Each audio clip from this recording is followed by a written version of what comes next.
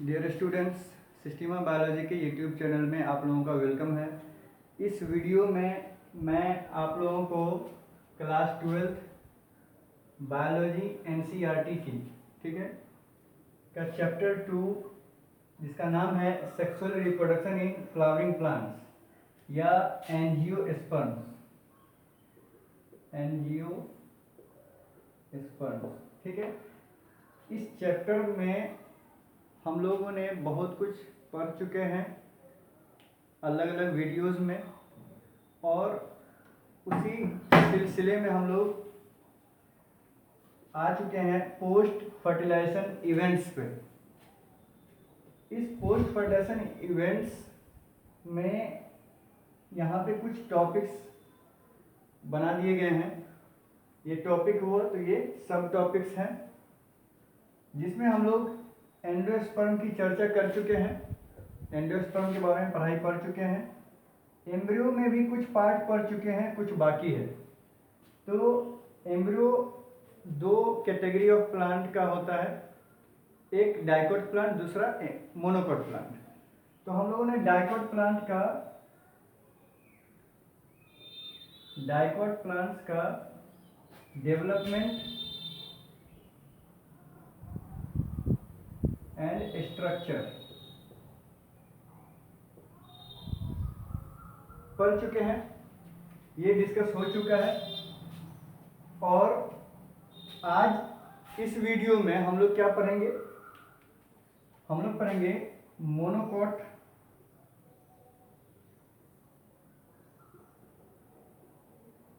Plants, किसका embryo, किसका पढ़ेंगे, मोनोकोट प्लांट्स का पढ़ेंगे एम्ब्रियो। इसमें क्या पढ़ना होता है, तो डेवलपमेंट एंड स्ट्रक्चर। हम लोग मोनोकोट प्लांट के एम्ब्रियो का क्या पढ़ेंगे, डेवलपमेंट एंड स्ट्रक्चर पढ़ेंगे, ठीक है। तो इस वीडियो में शुरू करते हैं मोनोकोट प्लांट का एम्ब्रियो, और इसके बाद नेक्स्ट लेक्चर में हम लोग क्या पढ़ेंगे, सीड और फ्रूट पढ़ेंगे, ठीक है। तो हम लोग शुरू करते हैं development and structure of monocot embryo.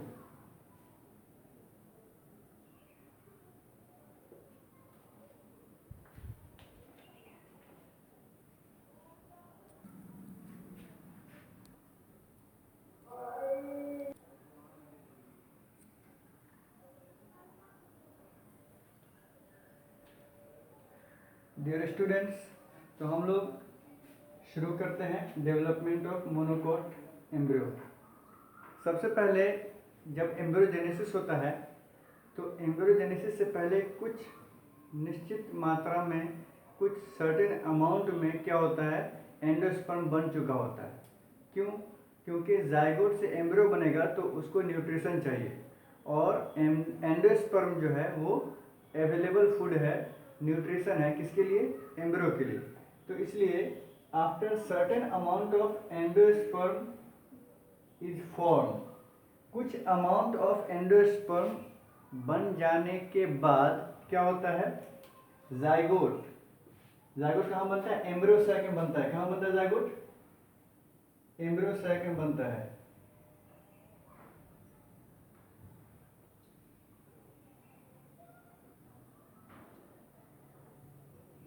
ये एम्ब्रियो सैक है, इसके अंदर में जाइगोट है।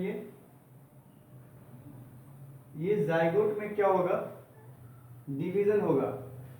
एक चीज और जान लीजिए, एम्ब्रियोजेनेसिस में या डेवलपमेंट ऑफ एम्ब्रियो में जो भी डिवीजन होगा वो सब क्या होगा, माइटोटिक डिवीजन होगा, ठीक है। तो यहाँ पे माइटोटिकल डिवीजन होगा जाइगोट में। तो देखिए कैसा होगा, इसको हम बाहर निकाल के देख रहे हैं, ये जाइगोट है,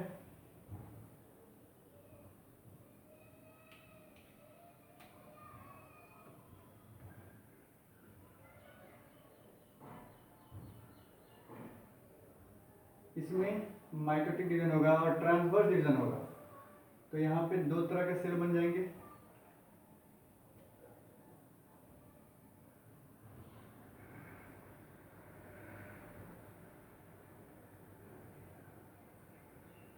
पहले सेल का नाम होगा जो ऊपर में है उसको कहेंगे बेसल सेल, बेसल सेल, और नीचे वाले सेल का नाम होगा एपिकल सेल। यहाँ पर नीचे में दिख रहा है लेकिन इसको ऊपर माना गया, इसको नीचे माना गया है, ठीक है। यहाँ पर इन्वर्टेड फिगर में हम लोग स्टडी करेंगे तो इसको बेसल सेल कहेंगे, और नीचे वाला जो है वो एपिकल सेल। हालांकि एपिकल का मतलब ऊपर होता है, बेसल का मतलब बेस में होता है, नीचे होता है, लेकिन इन्वर्टेड फिगर में हम लोग पूरे स्ट्रक्चर को पढ़ेंगे। तो ये हुआ बेसल सेल, और एपिकल सेल कैसे हुआ? ट्रांसवर्स डिवीजन के कारण हुआ, ठीक है। अब ये दोनों सेल का अलग अलग फेट है, तो बेसल सेल से शुरू करते हैं। Basal cell divides by transverse wall produces two cells. एक बार डिवीजन होगा तो दो सेल बनेगा। तो अब बेसल सेल में क्या होगा? डिवीजन होगा। यहां से हम लोग शुरू करते हैं। तो जब बेसल सेल में डिवीजन होगा तो वो क्या बना लेगा? दो सेल और बना लेगा।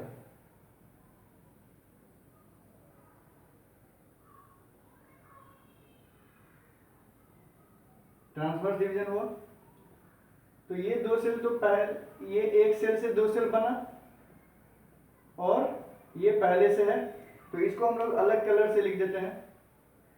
ये एपिकल सेल है,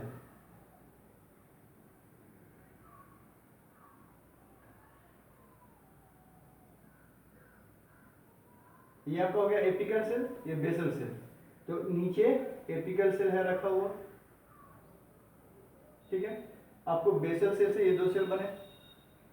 अब आगे कह रहा है अपर सेल्स वंस अगेन डिवाइड, ये जो ऊपर वाला सेल है एक बार और डिवाइड करेगा तो क्या हो जाएगा? देखिए,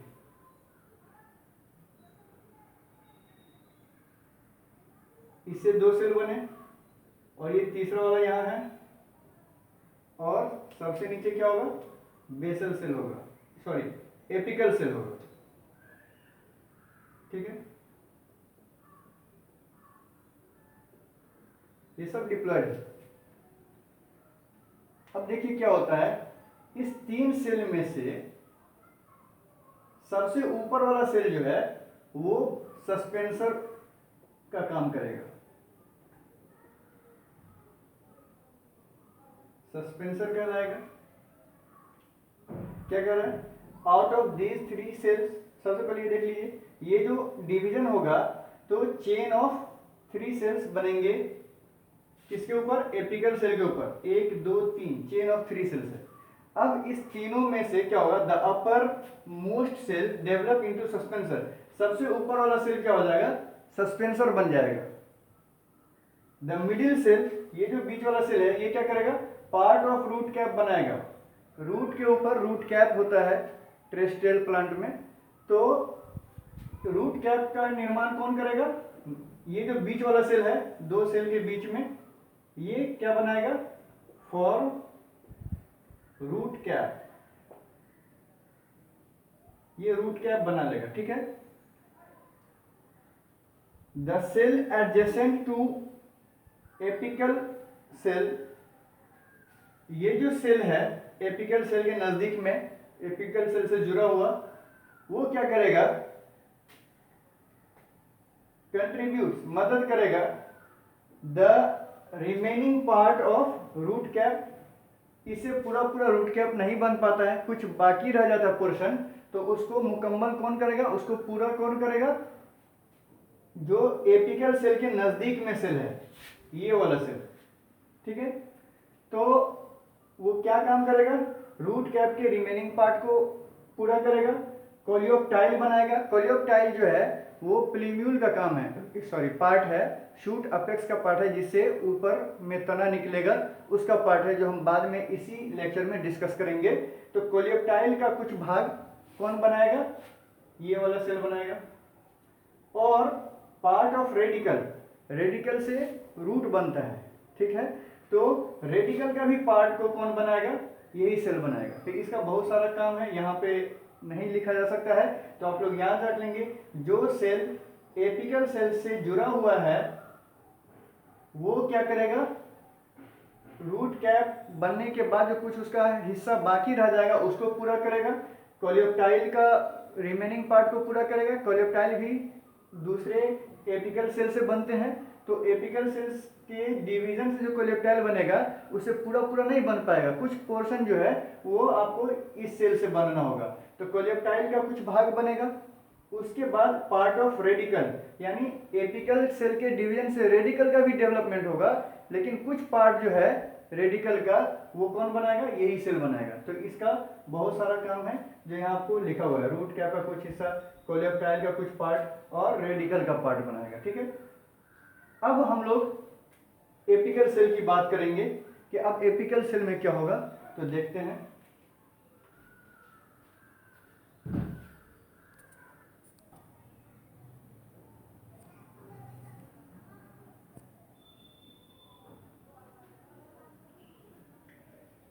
डियर स्टूडेंट्स, तो हम लोग अब एपिकल सेल के डिवीजन की बात करेंगे। Apical cell divides by two vertical wall at right angle to one another. कह रहा है ये जो एपिकल सेल है इसके अंदर में अब डिवीजन होगा। कैसे डिवीजन होगा, तो वर्टिकली डिवीजन होगा, वर्टिकल वॉल बनेगा इसमें। तो हम लोग देखते हैं कैसे बनेगा। ये ऊपर के सेल हो गए,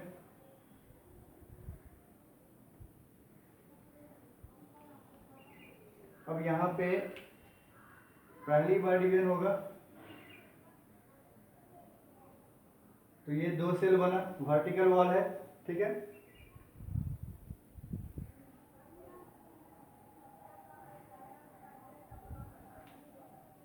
दूसरी बार डिवीजन होगा, ये सब तो वैसे ही रहेगा। यहाँ पे अब इसमें देखिए ये ऐसे डिवीजन हुआ है इस तरह से, अगर इस सेल में ऐसे डिवीजन होगा तो दूसरी बार ऐसे होगा। एक बार अगर आप ऐसे डिवीजन किए तो दूसरी बार इस तरह से डिवीजन करेंगे, तभी ये 90 डिग्री होगा, राइट एंगल होगा, अपोजिट होगा। ठीक है, तो यहाँ पर भी इसी तरीके से होगा, पहले ऐसे होगा तो अब ऐसे होगा। ठीक है, तो यहाँ पर रिजल्टेंट सेल किस तरह से बनेगा, कुछ इस तरह का बनेगा।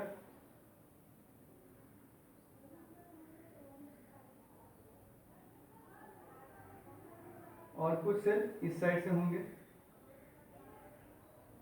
ऐसे। तो इसके ऊपर मैं बना देता हूं इसको।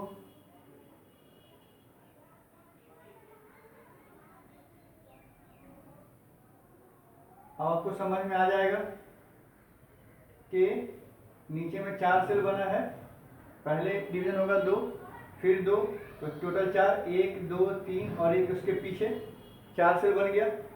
वही कह रहा है यहाँ, apical cell divides by two vertical wall at right angle, एक इस तरह से और दूसरा इस तरह से। This results the formation of quadrant. ये क्या बना, ये क्वाड्रेंट बना। क्वाड्रेंट ये स्ट्रक्चर कहेंगे। Cells of quadrant divides periclinally and differentiating into. अब ये जो सेल है 4, इसमें डिवीजन होगा, कैसे डिवीजन होगा, पेरिक्लाइनल। यहाँ लिखा हुआ है पेरिक्लाइनली डिवाइड करेगा। तो पेरिक्लाइनल का मतलब क्या होता है, पेरिक्लाइनल का मतलब ये होगा कि कोई भी ऑर्गन है, बायोलॉजी में, बॉटनी में, बॉटनी क्या करते हैं, प्लांट की स्टडी करते हैं, तो बॉटनी में क्या है कि अगर मान लीजिए ये ऑर्गन है, ये कोई ऑर्गन है, इसमें बहुत सारे सेल्स हैं। ठीक है, तो अगर इस सेल में डिवीजन होगा और पेरिक्लाइनली, तो क्या होगा, ऑर्गन के पैरेलल होगा, ऑर्गन के पैरेलल डिवीजन होगा। ठीक है, तो यहाँ पे इस तरह से डिवीजन नहीं होगा, यहाँ पे इस तरह से डिवीजन नहीं होगा, यहाँ पे क्या होगा, ऐसे डिवीजन होगा, इस तरह से डिवीजन होगा। तो एक अगर सभी में इस तरह से डिवीजन होगा तो क्या होगा, एक लेयर बनेगा। ठीक है, तो वैसे यहाँ पर भी डिवीजन होगा, ऊपर से ही डिवीजन होगा, तो यहाँ पे क्या होगा, इस तरह से डिवीजन होगा नीचे की तरफ। तो क्या होगा, आपको यहाँ पे 8 सेल बन जाएगा, ठीक है। इस तरह से यहाँ पे हम आपको बना के दिखा रहे हैं।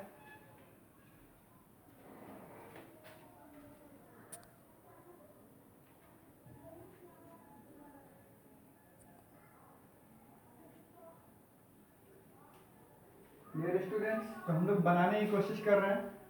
देखिए ये चूंकि पेरिकलाइनल डिवीजन है, तो हम लोग ऐसा समझ रहे हैं, ऐसा मान के चलते हैं कि ऊपर से अगर हम देखेंगे, किसी 4 सेल को ऊपर से देखेंगे तो इस तरह से होगा,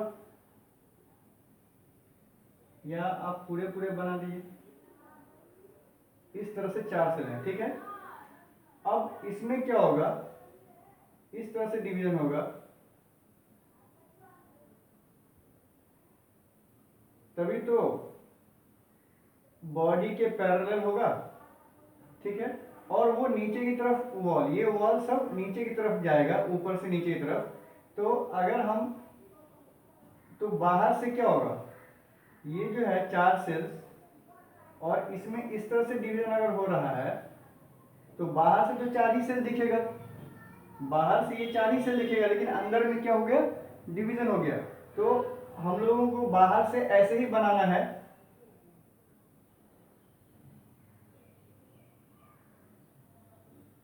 इस तरह से। लेकिन इसको अगर हम देखेंगे काट करके ऐसे, इसका टीएस अगर हम काटेंगे इस तरह से, तो हमको कुछ इस तरह का दिखाई देगा।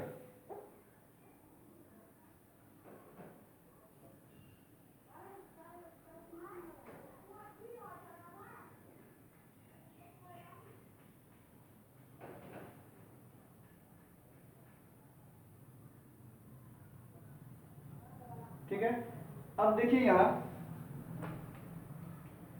1 2 3 4, पहले ये दीवार नहीं था, पहले ये दीवार नहीं थी, 4 सेल थे, ठीक है। लेकिन जब इसमें डिवीजन होगा, पेरिकलाइनल डिवीजन, तो बॉडी राउंड है तो राउंड ही डिवीजन होगा, इस तरह से, ठीक है। तो एक लेयर बाहर बन गया और दूसरा ग्रुप ऑफ सेल अंदर हो गया, ठीक है। तो बाहर वाला एक लेयर और अंदर वाला ग्रुप ऑफ सेल हो गया, ठीक है। तो यहां पर वही कह रहा है, the cells of quadrant divides periclinally and differentiating into outer peripheral layer, बाहर में पेरिफेरल लेयर हो जाएगा और अंदर में क्या हो जाएगा, सेंट्रल ग्रुप ऑफ सेल हो जाएगा, ठीक है। तो इसका अगर फिगर आपको दिखाना है तो या तो ऐसा बनाएंगे, या नहीं तो बिल्कुल 2D फिगर बनाएंगे, 3D बनाने की कोशिश नहीं करेंगे। 2D फिगर कैसे बनेगा आपका, तो अंदर में 4 सेल बना दीजिए, ठीक है। इसके ऊपर भी 4 सेल बना दीजिए और इसके ऊपर वही 3 सेल जो है वो बना दीजिए।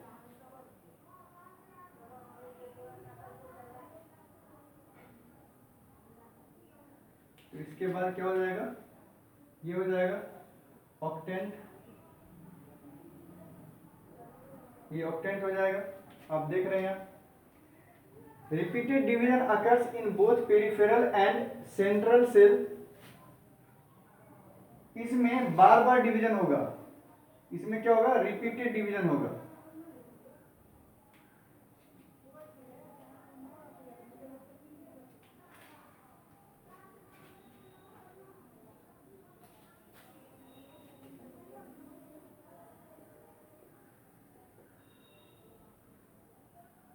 डिवीजन कंटिन्यू,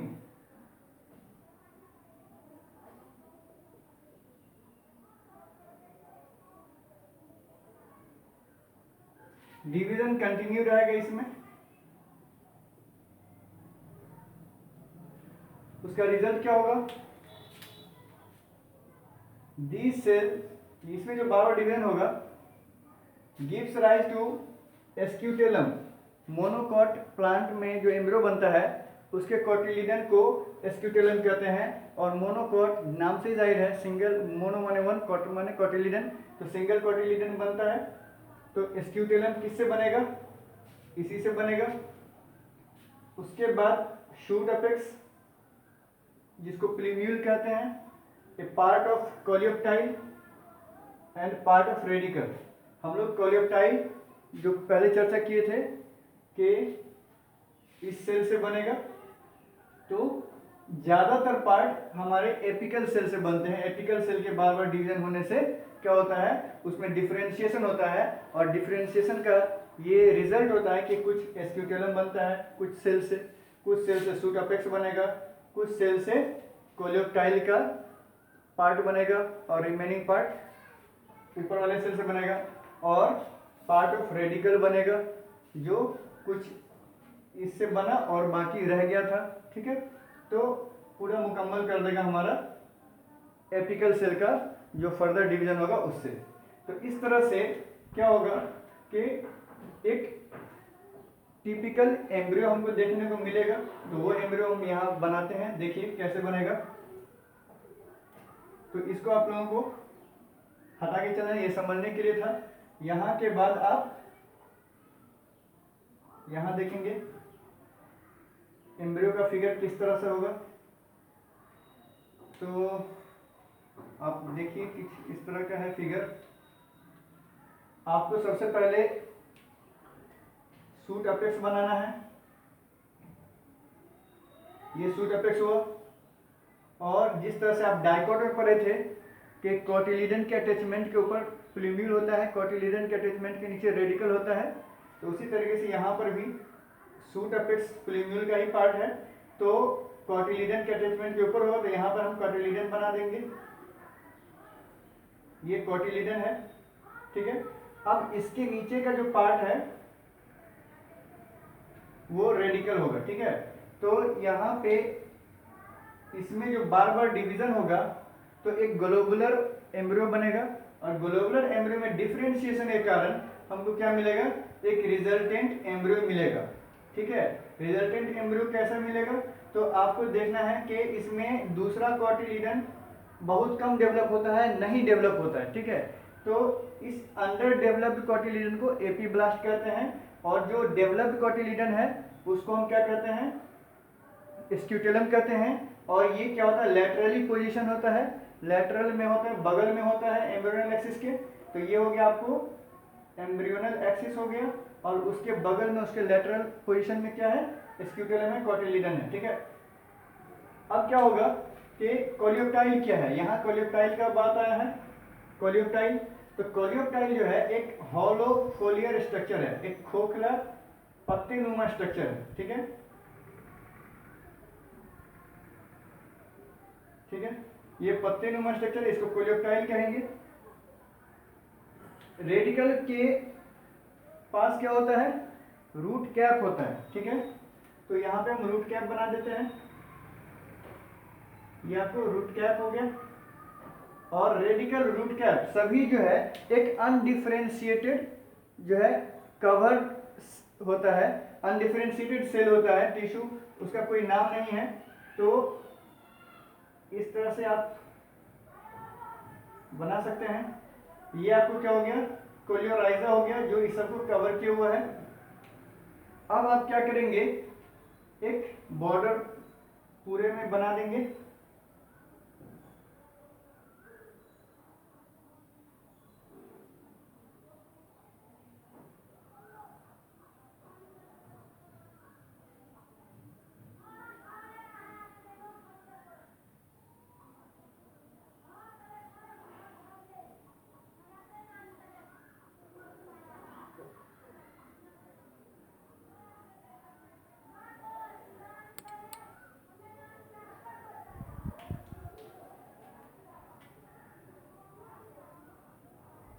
ये देख लीजिए आपका ये एक टिपिकल मोनोकॉट एम्ब्रियो है।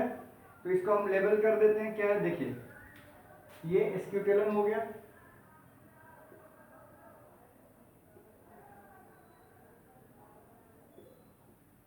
स्क्यूटेलम, ये हो गया कोलियोप्टाइल,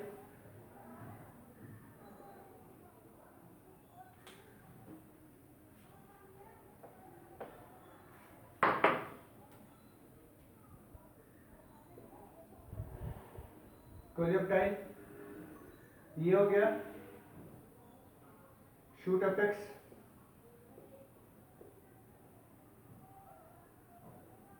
ये छोटा सा स्ट्रक्चर जो है इसको कहेंगे एपी ब्लास्ट।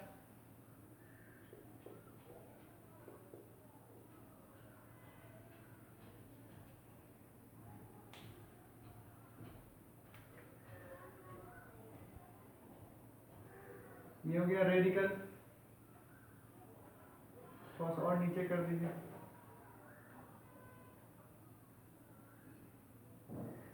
रेडिकल है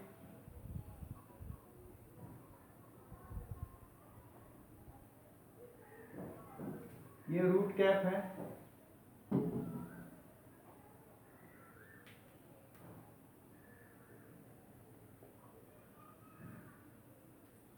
और सबसे नीचे कोलियोराइजर है।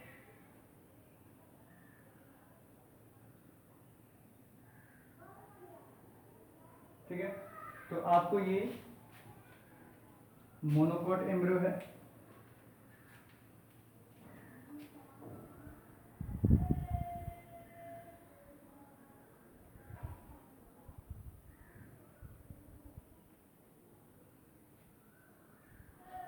यहाँ मोनोकोट एम्ब्रियो लिखा हुआ है, ये मोनोकोट एम्ब्रियो का फिगर है। ठीक है, तो स्टूडेंट्स आप लोगों को ये बिल्कुल क्लियर समझ में आया होगा, ये उम्मीद करता हूँ, क्योंकि साफ साफ यहाँ आपको एक्सप्लेनेशन लिखा हुआ है और उसके मुताबिक फिगर है। तो एक बार इसको समराइज करते हुए चलते हैं। सबसे पहले ओव्यूल के अंदर में क्या होता है, एम्ब्रियो सैक होता है। एम्ब्रियो सैक में डबल फर्टिलाइजेशन के बाद क्या होता है, जाइगोट बनता है, और यहाँ पे प्राइमरी एंजियोस्पर्म न्यूक्लियस बनता है। प्राइमरी एंजियोस्पर्म न्यूक्लियस से क्या होता है कि एंजियोस्पर्म का डेवलपमेंट होता है। एंजियोस्पर्म कुछ मात्रा में बन जाने के बाद क्या होता है, जाइगोट में डेवलपमेंट शुरू होता है। इस जाइगोट को यहाँ पर दिखाया गया है, ये डिप्लॉयड जाइगोट है। इसमें पहली बार ट्रांसवर्स डिवीजन होगा तो बेसल सेल बनेगा और एपिकल सेल बनेगा। ठीक है, एपिकल सेल से पहले बेसल सेल में डिवीजन होगा, एक बार और ट्रांसवर्स डिवीजन, तो 2 सेल बनेगा। उसके बाद सबसे ऊपर वाले सेल में एक और डिवीजन होगा, तो टोटल 3 सेल बन जाएगा। ठीक है, तो 3 सेल का जो चेन बनेगा उसमें सबसे ऊपर वाले सेल से क्या बनेगा, सस्पेंसर बनेगा। बीच वाले सेल से रूट कैप का पार्ट बनेगा। ठीक है, और जो भी रूट कैप का पार्ट बाकी रह गया है वो आपको इस सेल से बनेगा जो एपिकल सेल के नजदीक में लगा हुआ है। ठीक है, ये जो एपिकल सेल के ऊपर है सेल, उससे रूट कैप का बाकी पार्ट बनेगा। उसके बाद रेडिकल का भी ज़्यादातर पार्ट बनेगा, फिर कोलियोप्टाइल का भी पार्ट बनेगा इसी से। ठीक है, लेकिन मुकम्मल कुछ नहीं बनेगा। ठीक है, सब कुछ कुछ बनेगा। उसके बाद अब नंबर आएगा एपिकल सेल का। ये एपिकल सेल डिवाइड करेगा। एपिकल सेल कैसे डिवाइड करेगा, तो लगातार 2 बार वर्टिकल डिवीजन होगा और परपेंडिकुलर होगा। जिस तरह से आप ऐसे देख सकते हैं, मान लीजिए कि ये एक राउंडेड सेल है। ठीक है, जिसमें आप क्या करेंगे कि इस तरह से डिवीजन करेंगे, तो ये 2 सेल बन गया, और फिर इसी 2 सेल में आप ऐसे डिवीजन करेंगे। कैसे, इस तरह से। तो ये पहला प्लेन था, ये दूसरा प्लेन था, एक दूसरे के 90 डिग्री पर है। ठीक है, तो फिर ये क्या होगा कि 4 सेल बनेगा। तो इस तरह से यहाँ पे क्या हो, 4 सेल बन गया। अब इसमें क्या होगा, पेरिकलाइनल डिवीजन होगा। पेरिकलाइनल डिवीजन का मतलब ये होता है कि ये एक राउंड अगर है फिगर या कोई ऑर्गन, तो उसके पैरेलल डिवीजन होगा। ठीक है, तो पैरेलल डिवीजन होगा तो एक लेयर सेल का ऊपर बन जाएगा और एक बीच में ग्रुप ऑफ सेल बन जाएगा। ठीक है, तो यहाँ पे ये ऑक्टेंट स्टेज हो गया, ये क्वाड्रेंट स्टेज था। अब इसमें बार बार रिपीटेड डिवीजन होगा तो ये स्ट्रक्चर क्या होगा, और बड़ा हो जाएगा। तो और बड़ा हो जाएगा तो क्या नाम होगा उसका, ग्लोबुलर एम्ब्रियो नाम हो जाएगा। उस ग्लोबुलर एम्ब्रियो के बाद बहुत सारे सेल है ना उसमें, तो उसमें डिफरेंशिएशन होगा, सेल का अलग अलग ग्रुप बनेगा, उसका अलग अलग काम हो जाएगा।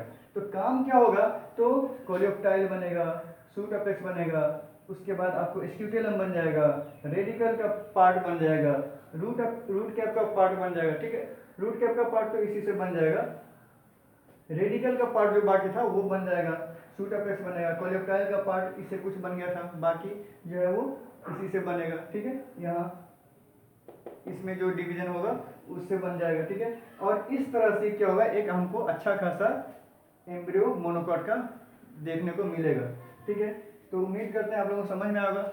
इसी के साथ साथ एक और टर्म आया था स्ट्रक्चर ऑफ एम्ब्रियो, तो बहुत ही शॉर्ट है, एक ही फिगर में हमको सब कुछ बन जाएगा, बस इसी को डिटेल कर देना है कि ये सब क्या है कैसे है, तो उसको भी आप लिख लीजिए, फायदा होगा।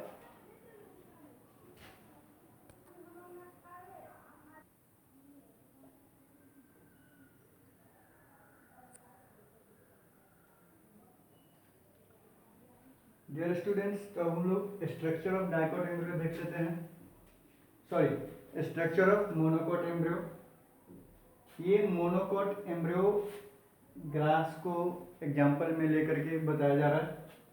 इसमें दो पार्ट होते हैं, एम्ब्रियोनल एक्सिस और कोटिलिडन। कोटिलिडन को स्क्यूटेलम भी कहते हैं मोनोकोट के केस में। तो ये एम्ब्रियोनल एक्सिस है और इसके बगल में कोटिलिडन है, ये इसको स्क्यूटेलम कहा गया है। तो एम्ब्रियो में दो पार्ट होंगे, एक एम्ब्रियोनल एक्सिस होगा, दूसरा कोटिलिडन होगा। कोटिलिडन को स्क्यूटेलम कहते हैं। Scutellum is situated lateral to the embryonal axis. Embryonal axis के बगल में कोटिलिडन होगा और ये जो अटैचमेंट का पोजीशन है इसके ऊपर एपिकोटाइल है और अटैचमेंट स्क्यूटेलम के अटैचमेंट के नीचे हाइपोकोटाइल है, ठीक है। एपिकोटाइल से क्या बनता है, आपको शूट अपेक्स बनेगा और कोलियोक्टाइल बनेगा। हाइपोकोटाइल से क्या बनेगा, रेडिकल बनेगा, रूट कैप बनेगा और नीचे पोर्शन बनेगा, ठीक है। तो आप यहाँ देख लीजिए, एपिकोटाइल है शूट अपेक्स, लिम्यूल उसी को कहते हैं, एंड फ्यू लीफ प्राइमोडिया, इसके ऊपर कुछ पत्ते होंगे जिसको लीफ प्राइमोडिया कहेंगे, वो बनेगा किससे, एपिकोटाइल से। Shoot apex is covered by coleoptile. Shoot apex जो है ये कवर्ड होगा एक हॉलो फोलियर स्ट्रक्चर, एक पत्ते नुमा हॉलो स्ट्रक्चर, खोखला अंदर से खाली होगा, उस स्ट्रक्चर से घिरा हुआ होगा। और तो ये हो गया आपको एपिकोटाइल का पोर्शन। अब हाइपोकोटाइल की बात करते हैं। Hypocotyl has radical and root cap. Hypocotyl में क्या होगा, रेडिकल होगा और रूट कैप बनेगा। रूट कैप क्या करता है, प्रोटेक्शन का काम करता है और रूट को जमीन के अंदर में पेनिट्रेट करने में मदद करता है, ठीक है। तो ये रूट कैप भी होगा उसमें। ये दोनों स्ट्रक्चर रेडिकल और रूट कैप क्या होगा, कवर्ड होगा एक कोलियोराइजर से। किससे कवर्ड होगा, कोलियोराइजर से कवर्ड होगा। कोलियोराइजर क्या है, कोई डिफरेंशिएटेड टिश्यू या स्ट्रक्चर नहीं, उसका कोई खास नाम नहीं है, तो इसीलिए कहा गया है अनडिफरेंशिएटेड शीट। ये कवर है जो अनडिफरेंशिएटेड है। यहाँ पे छूट गया है एपीब्लास्ट, टी छूट गया है यहाँ पे,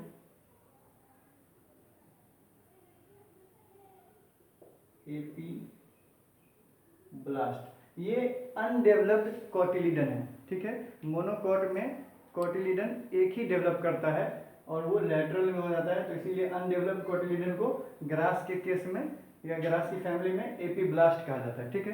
तो डियर स्टूडेंट्स, यहीं पर ये टॉपिक खत्म होता है और कोई भी प्रॉब्लम हो इससे रिलेटेड तो आप ज़रूर कमेंट करेंगे और अगर अच्छा लगे तो भी कमेंट करेंगे, लाइक करेंगे, शेयर करेंगे और नेक्स्ट वीडियो के लिए सब्सक्राइब ज़रूर कर लें।